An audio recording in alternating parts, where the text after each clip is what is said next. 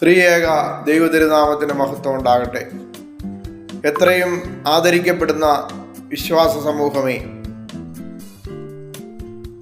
കർത്താവിൽ പ്രത്യാശ വെച്ചുകൊണ്ട് നാം 50 നോമ്പിൻ്റെ 5 ആഴ്ച പിന്നിട്ടിരിക്കുന്നു. 6-ാമത്തെ തിങ്കളാഴ്ചയിലേക്ക് പ്രവേശിക്കുകയാണ്. ഇന്ന് നമുക്ക് അല്പസമയം ചിന്തിക്കുവാനും ധ്യാനിക്കുവാനുമായി തിരഞ്ഞെടുത്തിരിക്കുന്ന വേദഭാഗം ശുദ്ധമുള്ള ലൂക്കോസിൻ്റെ സുവിശേഷം 11-ാം അധ്യായം അതിൻ്റെ 26-ാമത്തെ വാക്യത്തിൻ്റെ അവസാന ഭാഗമാണ്. അങ്ങനെ ആ മനുഷ്യൻ്റെ സ്ഥിതി ആദ്യത്തേതിനേക്കാൾ മോശമായി തീരുന്നു. അങ്ങനെ ആ മനുഷ്യൻ്റെ സ്ഥിതി ആദ്യത്തേക്കാൾ മോശമായി തീരുന്നു. ഇവിടെ കർത്താവ് പറയുന്ന ഒരു ഭാഗം, അശുദ്ധാത്മാവ് ഒരുവനെ വിട്ടുപോയി വരണ്ട സ്ഥലം അന്വേഷിച്ചു നടന്നു, കണ്ടെത്താതെ അലഞ്ഞു നടന്നിട്ട് അവസാനം അദ്ദേഹം തിരിച്ച് എവിടെ നിന്ന് പോന്നുവോ ആ മനുഷ്യൻ്റെ അടുക്കൽ വന്നപ്പോൾ അദ്ദേഹത്തിൻ്റെ ആ വാസസ്ഥലം, അദ്ദേഹം ഇരുന്ന സ്ഥലം അടിച്ചു വാരി വൃത്തിയാക്കപ്പെട്ടിരിക്കുന്നതായി കാണുന്നു. അപ്പോൾ ഈ അശുദ്ധാത്മാവ് പോയി തന്നേക്കാൾ കഠിനന്മാരായ മറ്റ് 7 അശുദ്ധാത്മാക്കളെ കൂടെ വിളിച്ചുകൊണ്ട് വന്ന് ആദ്യം താൻ പ്രവേശിച്ചിരുന്നതായ ആ മനുഷ്യനിലേക്ക് പ്രവേശിച്ച് ആദ്യത്തേക്കാൾ അവൻ്റെ ജീവിതം വഷളാക്കുന്നു എന്നാണ് കർത്താവ് ഇവിടെ പറയുന്നത്. പ്രിയമുള്ളവരെ, പാപം ചെയ്യുവാൻ പ്രേരിപ്പിക്കുന്നതും നമ്മളെ ദൈവസന്നിധിയിൽ നിന്ന് അകറ്റിക്കളയുന്നതും അശുദ്ധാത്മാവാണെന്ന് കർത്താവ് പറയുകയാണ്. എന്നാൽ ഈ അശുദ്ധാത്മാവിനെ പലപ്പോഴും നമ്മൾ ബഹിഷ്കരിക്കുന്നുണ്ട്.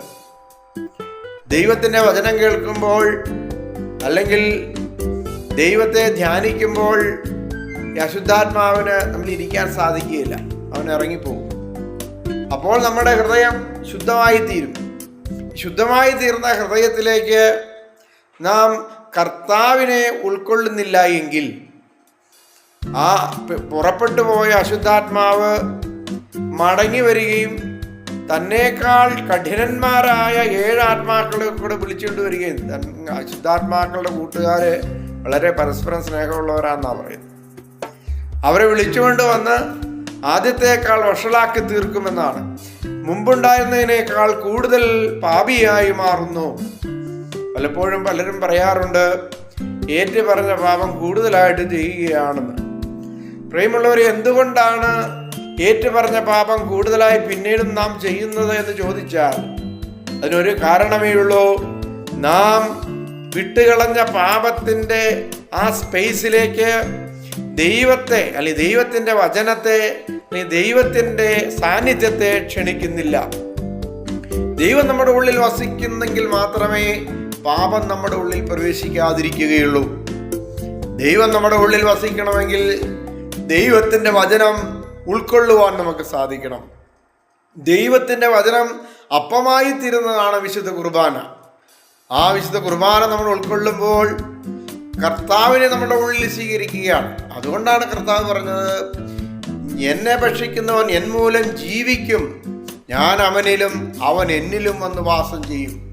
പ്രിയമുള്ളവരെ, നാം കർത്താവിൽ വാസം ചെയ്യുകയും കർത്താവ് നമ്മിൽ വാസം ചെയ്യുകയും ചെയ്യുന്ന അനുഭവം ഉണ്ടെങ്കിൽ വിട്ടുപോയതായ ഒരു ദുശീലവും അല്ലെങ്കിൽ പാപവും നമ്മിലേക്ക് വീണ്ടും മടങ്ങി വരികയില്ല. മറിച്ച് നാം വേണ്ടവണ്ണം ദൈവവചനം കേൾക്കാതെ, ദൈവിക സാന്നിധ്യം അനുഭവിക്കാതെ, ദൈവാരാധന നടത്താതെ പണ്ടത്തേതുപോലെ തന്നെ നടക്കുമ്പോൾ ഓർത്തിരിക്കുക, അശുദ്ധാത്മാവ് കൂട്ടുകാരെ വിളിച്ചുകൊണ്ട് വരും. ആദ്യത്തേതിനേക്കാൾ വഷളായി നമ്മുടെ ജീവിതം മാറ്റപ്പെടും. അങ്ങനെ വരാതിരിക്കുവാൻ നമുക്ക് ദൈവവചനം വായിക്കാം, നോമ്പ് നോക്കാം, പ്രാർത്ഥിക്കാം, ജാഗരിക്കാം, കർത്താവിൻ്റെ തിരുശരീര രക്തങ്ങൾ അനുതാപത്തോടെ പശ്ചാത്താപത്തോടെ അനുഭവിക്കാം. അങ്ങനെ നിത്യജീവൻ്റെ അനുഭവത്തിൽ നമുക്ക് വളരുവാൻ സാധിക്കട്ടെ. കർത്താവേ, ഞങ്ങൾ നിൻ്റെ തിരുസന്നിധിയിലേക്ക് ഞങ്ങളെ സമർപ്പിക്കുന്നു. നാഥ, ഞങ്ങൾ ഏറ്റുപറഞ്ഞ പാപങ്ങൾ വീണ്ടും ചെയ്യാതിരിക്കുവാൻ നീ ഞങ്ങളുടെ ഉള്ളിൽ വസിക്കണമേ. ഞങ്ങൾ ത്യജിച്ച് കളഞ്ഞ അശുദ്ധാത്മാവിനെ വീണ്ടും ഉള്ളിലേക്ക് വരാതിരിക്കുവാൻ ഞങ്ങളുടെ അവയവങ്ങൾക്ക് ഒരു കാവൽക്കാരനെ നീ നിയമിക്കണമേ. അങ്ങനെ ഞങ്ങൾ എന്നാളും നിനക്ക് നിൻ്റെ പിതാവിനും പരിശുദ്ധാത്മാവിനും സ്തുതിയും സ്തോത്രവും സമർപ്പിക്കാനായിട്ട് തന്നെ. ആമേൻ.